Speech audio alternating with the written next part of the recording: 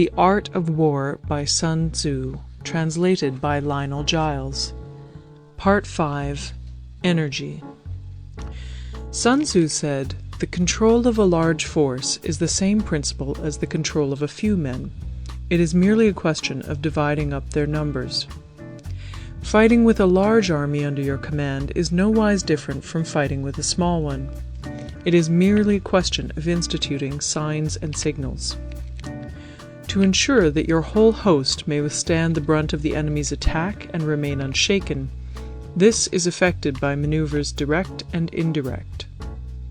That the impact of your army may be like a grindstone dashed against an egg, this is effected by the science of weak points and strong. In all fighting, the direct method may be used for joining battle, but indirect methods will be needed in order to secure victory. Indirect tactics, efficiently applied, are inexhaustible as heaven and earth, unending as the flow of rivers and streams. Like the sun and moon, they end but to begin anew. Like the 4 seasons, they pass away to return once more. There are not more than 5 musical notes, yet the combinations of these 5 give rise to more melodies than can ever be heard. There are not more than 5 primary colors, blue, yellow, red, white, and black, yet in combination they produce more hues than can ever be seen.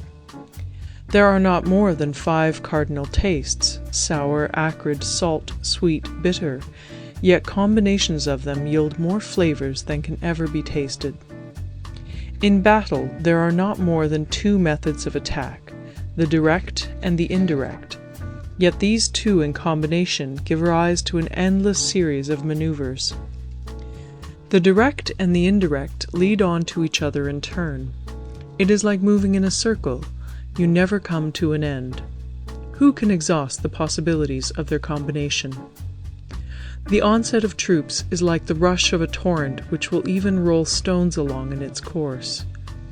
The quality of decision is like the well-timed swoop of a falcon, which enables it to strike and destroy its victim. Therefore, the good fighter will be terrible in his onset and prompt in his decision. Energy may be likened to the bending of a crossbow, decision to the releasing of a trigger. Amid the turmoil and tumult of battle, there may be seeming disorder, and yet no real disorder at all. Amid confusion and chaos, your array may be without head or tail, yet it will be proof against defeat. Simulated disorder postulates perfect discipline. Simulated fear postulates courage. Simulated weakness postulates strength. Hiding order beneath the cloak of disorder is simply a question of subdivision. Concealing courage under their show of timidity presupposes a fund of latent energy. Masking strength with weakness is to be effected by tactical dispositions. Thus, one who is skillful at keeping the enemy on the move maintains deceitful appearances, according to which the enemy will act. He sacrifices something that the enemy may snatch at it. By holding out baits, he keeps him on the march. Then, with a body of picked men, he lies in wait for him. The clever combatant looks to the effect of combined energy, and does not require too much from individuals. Hence his ability to pick out the right men and utilize combined energy. When he utilizes combined energy, his fighting men become as it were like unto rolling logs or stones, for it is the nature of a log or stone to remain motionless on level ground, and to move when on a slope. If four-cornered, to come to a standstill, but if round-shaped, to go rolling down. Thus the energy developed by good fighting men is as the momentum of a round stone rolled down a mountain thousands of feet in height. So much on the subject of energy. End of Part 5. Part 6. Weak Points and Strong. Sun Tzu said, "Whoever is first in the field and awaits the coming of the enemy will be fresh for the fight. Whoever is second in the field and has to hasten to battle will arrive exhausted. Therefore, the clever combatant imposes his will on the enemy but does not allow the enemy's will to be imposed on him. By holding out advantages to him, he can cause the enemy to approach of his own accord, or, by inflicting damage, he can make it impossible for the enemy to draw near. If the enemy is taking his ease, he can harass him. If well supplied with food, he can starve him out. If quietly encamped, he can force him to move. Appear at points which the enemy must hasten to defend. March swiftly to places where you are not expected.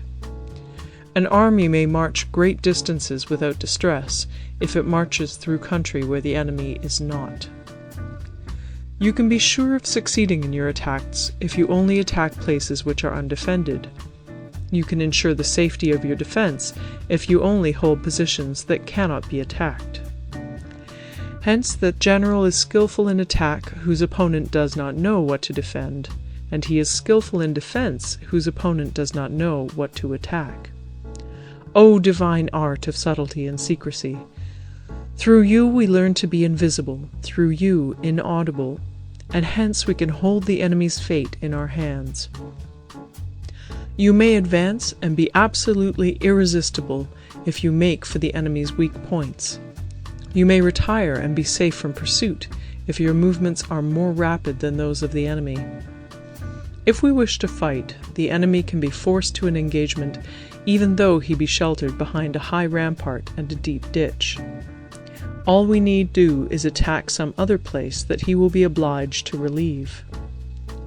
If we do not wish to fight, we can prevent the enemy from engaging us even though the lines of our encampment be merely traced out on the ground. All we need do is throw something odd and unaccountable in his way. By discovering the enemy's dispositions and remaining invisible ourselves, we can keep our forces concentrated while the enemy's must be divided. We can form a single united body while the enemy must split up into fractions.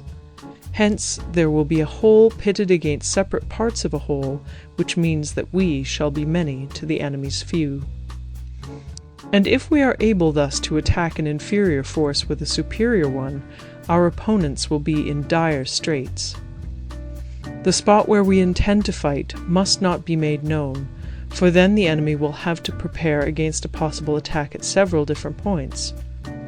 And his forces being thus distributed in many directions, the numbers we shall have to face at any given point will be proportionately few. For should the enemy strengthen his van, he will weaken his rear. Should he strengthen his rear, he will weaken his van. Should he strengthen his left, he will weaken his right. Should he strengthen his right, he will weaken his left.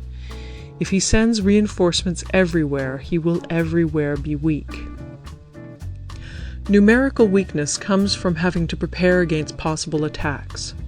Numerical strength from compelling our adversary to make these preparations against us. Knowing the place and the time of the coming battle, we may concentrate from the greatest distances in order to fight. But if neither time nor place be known, then the left wing will be impotent to succour the right equally impotent to succour the left, the van unable to relieve the rear, or the rear to support the van. How much more so if the furthest proportions of the army are anything under 100 li apart, and even the nearest are separated by several li? Though according to my estimate the soldiers of Yue exceed our own in number, that shall advantage them nothing in the matter of victory. I say then that victory can be achieved. Though the enemy be stronger in numbers, we may prevent him from fighting. Scheme so as to discover his plans and the likelihood of their success. Rouse him and learn the principle of his activity or inactivity. Force him to reveal himself so as to find out his vulnerable spots. Carefully compare the opposing army with your own, so that you may know where strength is superabundant and where it is deficient. In making tactical dispositions, the highest pitch you can attain is to conceal them. Conceal your dispositions, and you will be safe from the prying of the subtlest spies, from the machinations of the wisest brains. How victory may be produced for them out of the enemy's own tactics, that is what the multitude cannot comprehend. All men can see the tactics whereby I conquer, but what none can see is the strategy out of which victory is evolved. Do not repeat the tactics which have gained you one victory, but let your methods be regulated by the infinite variety of circumstances. Military tactics are like unto water, for water in its natural course runs away from high places and hastens downwards. So in war, the way is to avoid what is strong and to strike at what is weak. Water shapes its course according to the nature of the ground over which it flows. The soldier works out his victory in relation to the foe whom he is facing. Therefore, just as water retains no constant shape, in warfare there are no constant conditions. He who can modify his tactics in relation to his opponent and thereby succeed in winning may be called a heaven-born captain. The 5 elements, water, fire, wood, metal, earth, are not always equally predominant. The 4 seasons make way for each other in turn. There are short days and long. The moon has its periods of waning and waxing. End of Part 6.